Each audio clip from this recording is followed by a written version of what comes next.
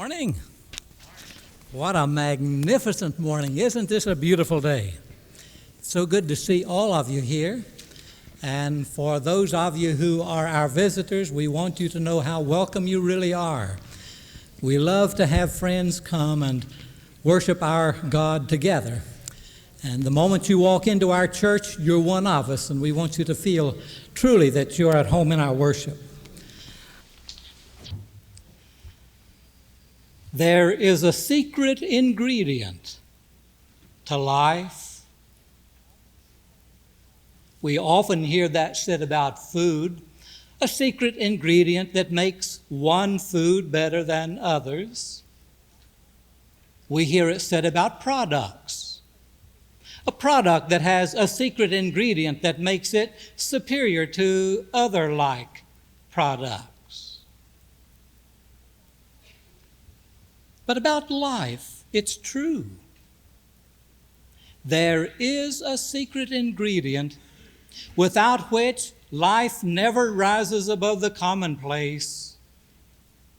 When possessed, life has no limit. Let's look at what makes us the persons we are. We are the persons that we become because of heredity. Heredity is simply those characteristics that are passed on to us from our parents. Everything is affected by heredity.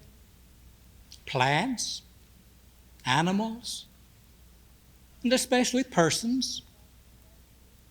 We take on characteristics that our parents possessed. We take on the outward appearance. We're tall, we're short. We have one color of eyes, one color of hair, dependent upon who our parents are, and we can't do anything to alter that. We have mental capacities that come from our parents. We are limited, or we are expanded in our mental capacities according to the parents that bore us. Through heredity, we develop particular attributes, the gift of music, the gift of art. Those characteristics that make us the unique persons that we are come in a great measure from the parents who bore us. A patient said to his doctor, "Tell me one thing that I can do that will assure me the greatest possibility of a long and healthy life." And the doctor quickly answered, "Choose your parents well." Much of our health depends upon the parents that bore us. Because through heredity, the propensity towards certain illnesses or even the developing of certain illnesses come about through heredity. Genes, that magic touch that allows us to live forever through our offspring in the passing on of characteristics. And so we become the persons that we are through heredity, the parents who gave us life. But it doesn't stop there. We become the persons that we are because of the environment in which we are reared. So much of who we are comes from the fact that we came out of certain environments. It's been said so often that parents who abused their children were abused children themselves.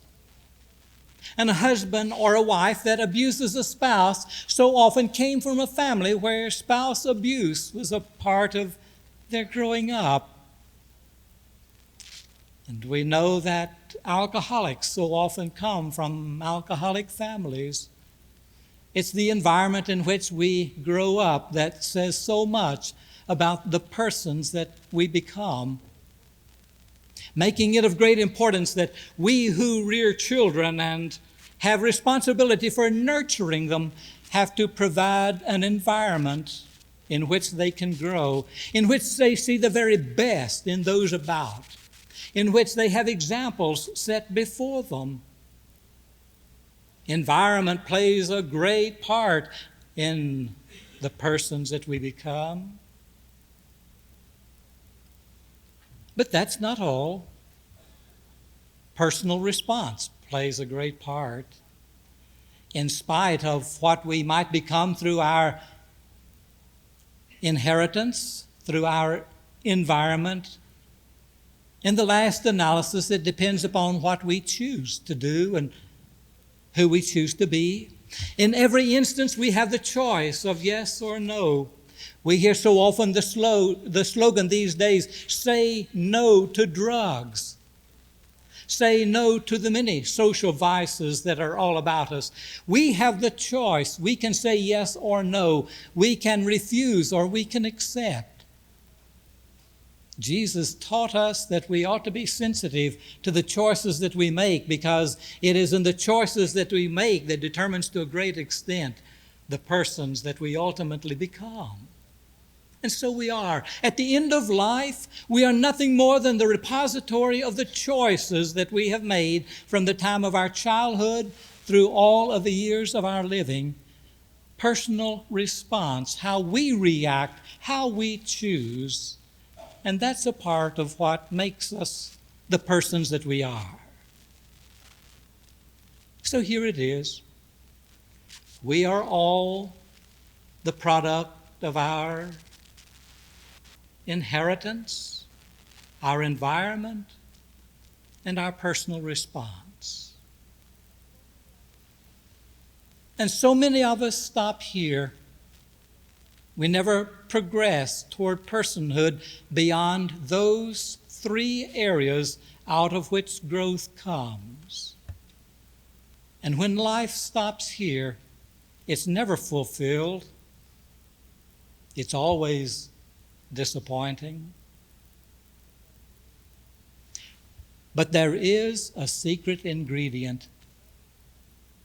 Paul called it a gift from God. After we have experienced everything that can be ours in the world about, there's one dimension more. It's what God gives us that we cannot earn, we cannot find in any other way, just a direct gift from God. These are the gifts of the Spirit. We don't often talk about those, and what a tragedy it is that we don't. This is what makes the difference in living. This is what lifts us from the commonplace into the ultimate, accepting God's gifts. And they come merely from accepting them as God offers them. And they make all the difference in the world. Each of us, in plotting out our lives, seek one thing above everything else, and that is inner peace. If we do not have inner peace, it doesn't matter what else we have. Life will not be full. It won't be beneficial. We'll be unhappy all the days of our lives. And the great pilgrimage of those who have failed in life is the fact that they have failed to reach the one thing that makes life worthwhile, and that is inner peace. Inner peace comes from a great struggle. The greatest battlefield in all the world is the battlefield within our breast, where we battle realities, possibilities, defeats, fantasies. It's the place where we come to terms with life and with God. And too many of us desert that battlefield, giving it over to the enemy, trying to win the battle on the outside. It can't be done. Now, there's a word for the kind of peace that the world gives. When Jesus came to the end of his life, he said, "My peace I leave unto you, not as the world gives," but the gift that he alone would give. Too many of us seek the world peace. And there's a word for it. It can be had. It's nirvana. It is that peace that comes from dulling our senses so that we're no longer pricked to possibilities, so that no longer there is an urge to better. It is that time of coming to terms with things the way they are, never sensing anything better. And that is the most tragic level to which one can descend in his living. It is that level that is elevated in Buddhism. In Buddhism, if you can achieve nirvana, you have achieved the ultimate, and it is simply the fact that you can sit under a tree and no longer be hungry for beauty, no longer yearn for love, no longer have a desire for the ultimate, but you see things the way they are and become content with them. The Buddha lived 500 years before Christ. He was reared in a sheltered home. He was the son of a Raja, a prince of India. He was shielded from all of the poverty and the distress in the outside world as he was reared in the home with tutors, carried only to those places that were beautiful, peopled by persons like himself. But Gautama grew up. One day he left his palatial home and went out into the village, and he looked into the faces of starving people. He saw people walking about in rags. He heard beggars crying for alms, and he was stunned by it all. He did not know that a world like this existed. He had been protected from it, and he went home and he couldn't shake it from his mind. He struggled how to come to terms with all of this. And so at an early age, he left home in search of peace. He sought it by practicing yoga. Many today practice yoga to find peace. That is simply bringing your mind and your spirit under domination by physical control. He tried that, but peace didn't come. He tried fasting, but peace didn't come. He tried isolation. He became a hermit, but peace didn't come. And the years were passing, and he was growing more and more discontent with life that had so much suffering in the world about him, and he had no way to break through. And one day he suddenly remembered there was a day in his childhood when he sat under a tree in contemplation. And he remembered on that day as he sat and contemplated, there swept over him a kind of peace that he had not known before. And so the idea struck, there is the source of peace. And so he went into contemplation. He sought out a tree by a creek side, and there he sat. He folded his legs, he folded his arms, and he began to stare out on one object, thinking, contemplating, and the time passed, and suddenly nirvana came. He was no longer concerned about the hungry people that lay along the streets. He no longer felt pangs for those who were suffering illnesses, leprosy. He no longer yearned for that which was sublime. He was content. He had found nirvana. And the world is peopled with those who are content to be insensitive. And it is a peace that comes from no longer caring. The world gives that kind of peace. Out of it, Buddha did make 4 great discoveries. The 4 noble truths, he called them. If you just won't go any further, you've got a great foundation here. These were truths that he came to perceive. One is that suffering is a part of everyone's life. And the greatest suffering is that suffering that comes from yearning for pleasure. And searching for pleasure causes us to find our pleasure in material things And suddenly we've discovered that we are slaves to those material things which give us pleasure. And his fourth truth was, there are 8 steps of discipline that you follow to find nirvana. Stop with the third and you've got a good basis for beginning. But he doesn't stop there. And it goes too far. But that's where many of us stop, trying to find peace in pleasure in things until we become slaves to things. There's another word, shalom. Nirvana is peace that comes from the world. Shalom is the peace that comes from God. There was an Indian who lived in this century who yearned for peace the way that the Buddha had yearned for peace.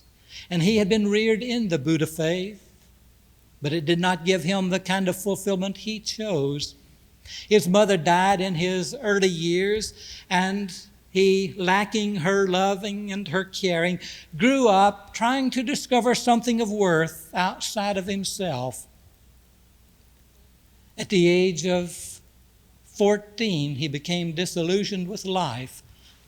He had read all of the books on religion. He had tried all of the experiments, and still he was restless and unhappy. On his 15th birthday, he decided he would end it all. He would find his peace in death. There was a train that rolled by his house at 5:30 in the morning, and he thought the quickest way to do it is to leap in front of the train just as it passes by. And so that morning he arose earlier than usual. He prepared himself for going down to the railroad tracks and taking his life. But before he left his room, he remembered words of a missionary that had said that you can always speak to God whenever you don't know what course of action to take, and God will answer. He'd never tried it.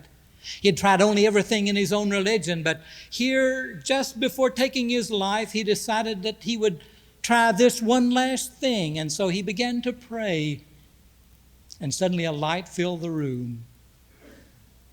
He said, I saw a vision of Christ, and he told me that he could make all things well. And I accepted that word, he said. He rushed into his father's room and he said, Father, I've become a Christian.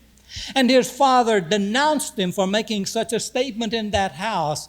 They were true practitioners of their religion, and the word of Christ had no place there. But he had found what his searching had not brought to him. And so his father put him out of the home, told him he could either recant the Christian faith or he could leave home. And so he left home, and he spent the first night under the shelter of a tree. It was cold. He trembled. He was filled with fear, and at the same time, there was a peace that swept over him. He didn't give up what he had found. And so he began living the life of one who followed Christ in India. They came to call him the St. Francis of India because he put only the robe of a Sandhu on, the poorest of the holy men. And he walked around all of India, caressing the lonely, caring for those marked with leprosy, finding food for those who were hungry. Everywhere he went, he was taking care of those who had nothing. He especially dwelt among the untouchables. He who had been born in a home of wealth, his father was an aristocrat, and yet he fell down to the lowliest estate in their caste. He became an untouchable for the sake of the untouchables. He came to America. America was a Christian nation. He wanted to know more about it. His missionary had come from America, but he was appalled at what he found here. He said the people were swallowed up in wealth and luxury, while millions in his homeland were dying of hunger, and no one cared. And he threw off America as quickly as he could to go back to his homeland, India. Sadhu Sudhu Song, the St. Francis of India, who found his peace in Christ. He decided he hadn't done enough. He would take Christ to those in the Himalayas who were seeking to find contentment and peace the way that he had sought it and had failed. He set out to climb the Himalayas, 19,000 feet of climbing, and he climbed until he came to Tibet. And there he tried to take the word of Christ to the Tibetans, those who had followed the Buddha.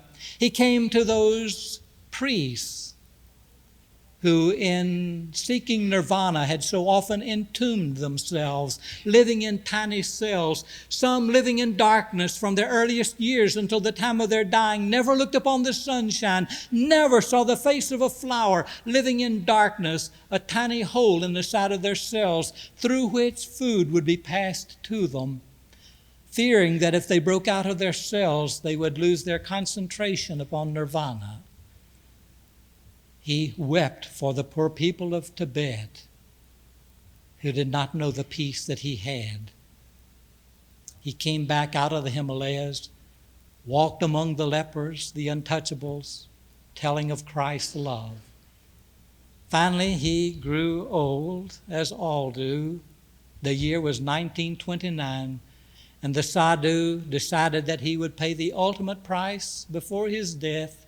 He would climb again the Himalayas to the people of Tibet. He left his home, his friends aware of the fact that now he was stooped, his heart pained at times. He breathed erratically, but he was determined. And they watched him disappear in the mist as he climbed the great peaks of the Himalayas, never to be seen again. He found shalom in a world of nirvana. But that was India. That was generations ago. What about today? This is a new world. This is a revolutionary world we're living in. Is not nirvana and shalom outdated? Are we not living at a time when we can receive all that we're searching for in the realm of science and physics and the realm of the nuclear discoveries of our world? Ask Gert Bahena. Gert Bahena is a contemporary of ours who was born in wealth, lived in wealth, had everything that anybody would want that wealth could bring, and the most unhappy person in the world. She went through 3 marriages just like she was buying a new outfit. She had children, and then she hired governesses to take care of the children, and she never knew the joy of mother love. She said, I got up in the morning and I took a pill to stimulate me. I drank alcohol all through the day to keep me going, and then I took a sleeping pill to let me go to sleep at night. And those were the years that she lived.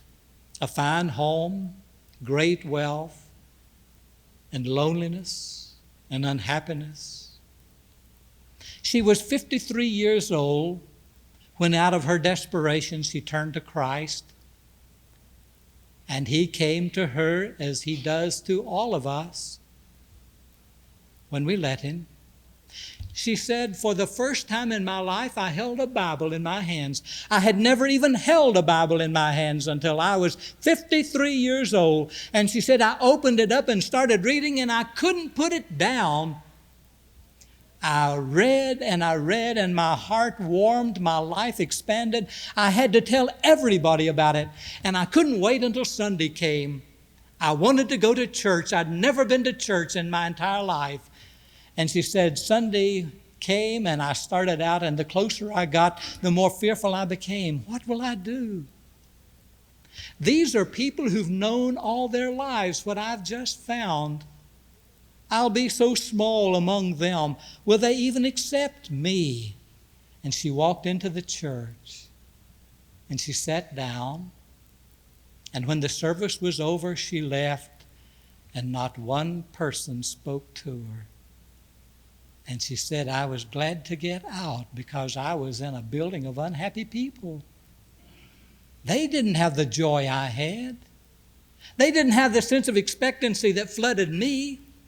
I looked into their faces and they were as unhappy as the people I saw in stores and on the street, and I couldn't understand it. But she said, I had it myself and I wasn't about to let that destroy my faith. And she said, as the years passed, she came to discover that not everybody has allowed the gifts to come. They're Christians in their hearts, but they're Christian only in the sense of not depending upon the Holy Spirit or the gifts of the Spirit to make their lives full and meaningful. And thus she no longer passed judgment upon those that didn't have it. She felt only sorrow that they had missed it. She was allowed to live more than 20 years to tell about the joy that she had found, and death came to her only recently. She was invited by Sam Shoemaker to speak at Calvary Episcopal Church in Philadelphia to tell the people there of her experience. 500 people were there, and she said, I couldn't speak to anybody. I never made a speech in my life. And I, of all people, was not equipped to speak. But she said, I had to tell it. It was burning in my soul. And she said, I trembled. I had a manuscript in front of me, and I never took my eyes off the manuscript. And when I left the pulpit, I almost fainted. But the people had listened. They realized I had experienced something that many of them hadn't. And I got another invitation to speak, and I filled it. But then she said, I got an invitation from Yale University. I was to speak at their chapel, and I was to be the first woman ever to speak at their chapel. And all the fears came up again. I didn't know if I could go through with it or not, because these are the kind of people I had lived with all my life. The wealthy, the professionals. What would they say when I got up to speak? Would they condemn me? Would they denounce me? Would they make me feel uncomfortable? And she said I was about to back out when I suddenly realized I haven't let God in on this. And she said, I stopped where I was and I said, God, you've given me the gifts that I've needed for everything I've tried. Now give me the gift of peace, that I can walk up to that podium and say what I've got to say without fear, without trembling, with poise. And she said, suddenly it all fell away. I'd tried every gimmick, but now God did it. And she said, I walked up to the podium, I threw away my manuscript, and I began to speak for the first time from myself. And it was the easiest thing I've ever done. And when I walked away, they gave me an ovation, and I've never had a problem again of standing up and telling the people what God had done for me. She found shalom, the peace that comes from God. So here we are. The world has promised us peace, but if it comes by the world alone, it's nirvana, a loss of sensitivity to the things that we once yearned for. But the gift that comes from God, that secret ingredient to life, is the gift of peace that comes from God and nowhere else. And now this. Shalom to each of you.